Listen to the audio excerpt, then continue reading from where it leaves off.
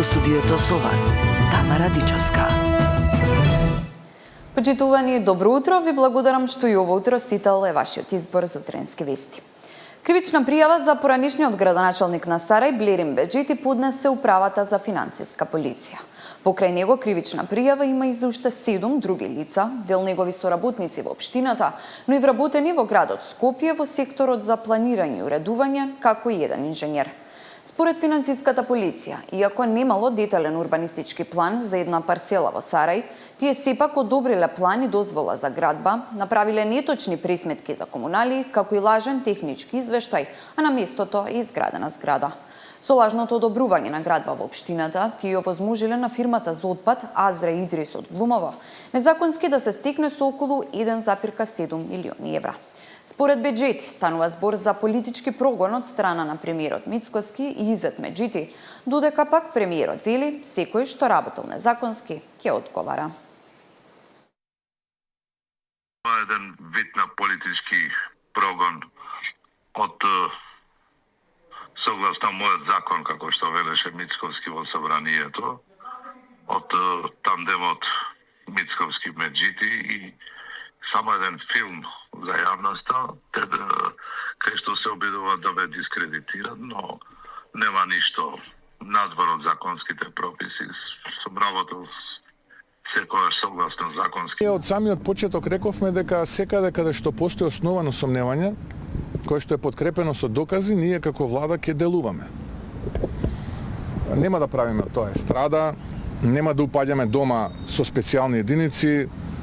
Едноставно, правдата мора да биде наш императив и така ќе се однесуваме и така се однесуваме без разлика дали тој што сторил неправда е поранешен функционер, сегашен функционер и така натаму. Опозицијската СДСМ со нови тврдења за случајот ИПАРТ. Скандалот, според партијата, укажувал вмешаност на премиерот Мицкоски и неговите кумашини. Врската, како што велат, бил уапсениот директор на платежната агенција Стоилев. Премиерот ја повика опозицијата, наместо да поставува прашања на своите пресконференции, да изнесува тврдења. Изјавите за негова вмешаност Мицкоски ги нарече шпекулации и најави дека ќе продолжи испитувањето на случајот, кој можел да стигне и до поранешни функционери на СДСМ. Денес Христијан Мицкоски директно треба да одговори. Дали под истрага се и неговите кумашини Игор и Цветанка Миќеви? Дали имало провизии? И дали дел од провизиите завршувале кај него или во ВМРО ДПМН? СДСМ почитувани објавуваше изминатата година дека во агенцијата се случува буквално кражба, рекет и мито на секој чекор, но сега тоа се покажа и излезе на виделина. Ако се толку сигурни во тие тврдења, нека излезат и нека кажат. Замешан е Христијан Мицкоски, замешан е тој и тој. Затоа што вака кукавички не оставаат впечаток. И нека ни помогнат. Јас јавно повикувам сите што имаат докази за злоупотреба, нека дојдат и нека ги достават тие докази за да можеме ние да делуваме. Така што апсолутно ги отфрлам тие шпекулации, нека остават да си ја работиме работата онака како што треба, ама да не стигне и до некои нивни поранешни функционери и министри. А за реконструкцијата на владата, кои министри би преминале во нов ресор или пак ќе бидат заменети, се уште нема договор помеѓу коалиционите партнери. Според шпекулациите, од министерските места би си заминале Турмиши од економија, Филков од правда и Трипунов од земјоделие. Редовни меѓукоалициски консултации. Премиерот Мицкоски без детали од синокешната средба со лидерите навреди за промените во владиниот кабинет по локалните избори.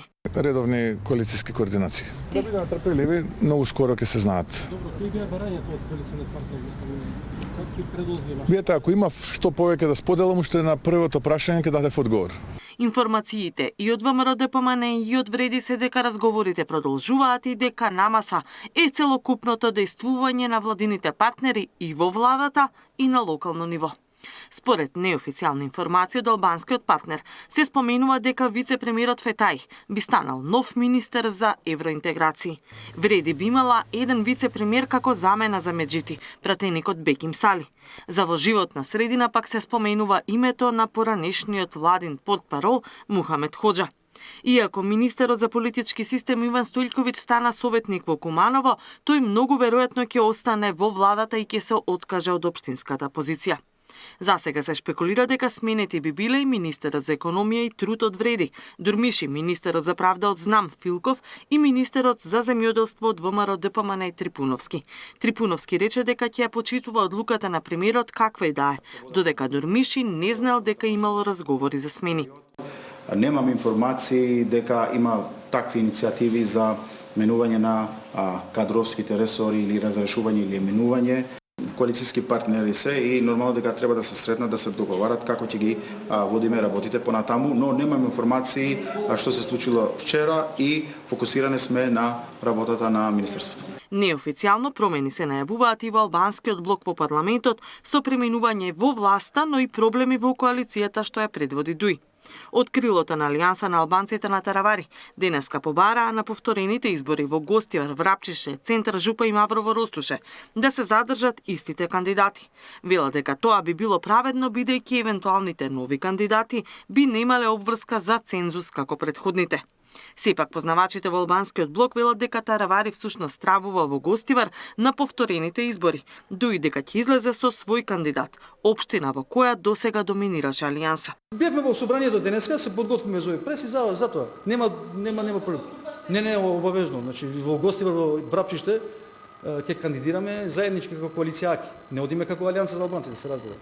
Од ова крило бараат од собранискиот спикер Гаши да ги распише повторените избори за пред нова година, а не на најавениот датум 11 јануари, бидејќи според нив тоа немало да биде фер кон инселениците што ќе си бидат заминати по новогодишните празници и не ќе можат да гласаат. Катерина Нишкова, Сител телевизија. Премиерот Мицкоски најави дека државниот јавен обвинител Љупчо Куцевски најверојатно ќе биде сменет. Премиерот ги коментираше забелешките на Европската комисија во делот на реформите во правосудството и рече дека нема ништо суштински во нив, туку се во насока на зголемување на буџетот. Ако јавност смета дека со таков рейтинг судиите и обвинителите треба да добијат повисоки плати, тогаш тој ќе ја донира и својата.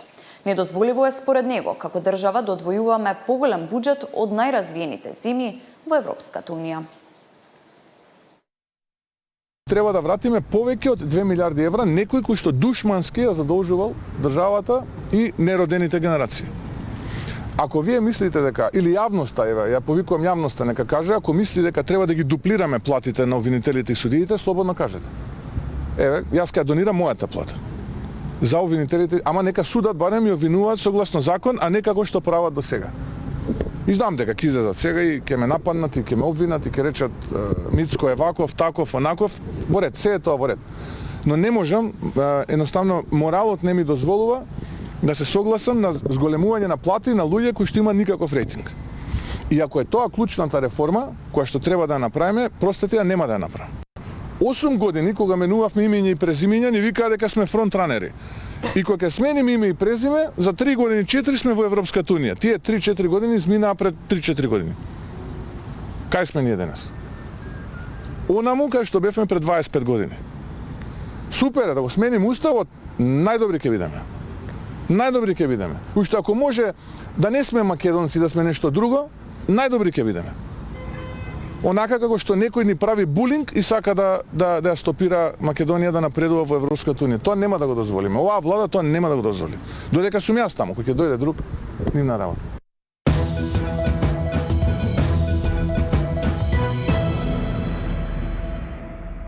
Нема економска оправданост да порасне минималната плата пред редовното усогласување во март, вели министерот за економија.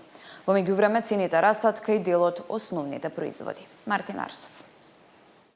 Нема причина за минимална плата од 500 евра како што бараат синдикатите, оцени министерот за економија. Таквото зголемување според Дурмиш ќе направи само притисок врз фирмите и ќе мора да отпуштаат работници. Дополнително вели ќе се подгрее инфлацијата.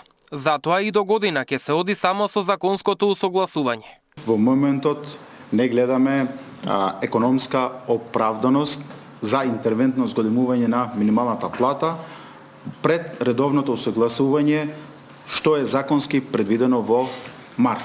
Во овие околности, ако одиме на зголемување адхок на минималната плата, тоа ќе предизвика уште понатаму зголемување на инфлацијата. Во меѓувреме дел од основните производи бележат поскапување, а најмногу јајцата. Пакување од 6 јајца кое минатиот месец се продаваше за 64 денари, денеска чини 99. 10 јајца пак се продаваат за 180 денари, што значи едно јајце е 18 денари. Маслото за јадење поскапе уште кога почна сезоната на зимници и веќе се приближува кон 100. Дурмиши за сега не планира да воведе мерки. Вели годишната инфлација за октомври е висока, затоа што лани ова време имав месенска кошница и затоа ќе ја чека статистиката за ноември. Сега за сега не гледам причина зашто да донесеме одлука за замрзување или ограничување на бруто профитната маржа на трговија на големо или трговија на мало. Ги анализираме цените, го анализираме пазарот, секојдневно ќе видиме, ако има потреба, ќе донесеме одлука. Кон крајот на овој или почетокот на следниот месец треба да се одржи и седница на економско-социјалниот совет. Се очекува усвојување на потрошувачката кошница што ќе ја пресметува државата. Последен пат синдикатите, работодавачите и владата се видоа во јули. Мартин Арсов, Сител телевизија. Ви благодарам што бевте со нас. Следните вести